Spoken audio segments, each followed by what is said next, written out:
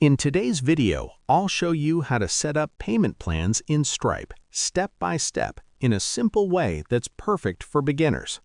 If you want to let customers pay in installments instead of one full payment, Stripe makes this easy using subscriptions or payment plans. Let's walk through the process from the start. First, log in to your Stripe dashboard using your browser. Once you're inside the dashboard, look at the left side menu and click on Products. Payment plans in Stripe are built using products and prices, so this is where everything begins. Next, click Add Product. Give your product a clear name, like the service or item you're selling. You can also add a short description, but that part is optional. After that, move to the Pricing section. Now you'll set up the payment plan. Choose Recurring as the pricing type.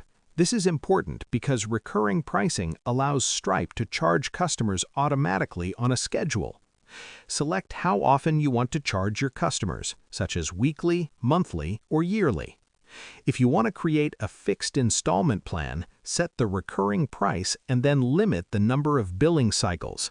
This way, Stripe will automatically stop charging after the final payment is completed. Once the price details are set, save the product. Now it's time to use the payment plan. You can connect this plan to a checkout link, payment link, or your website.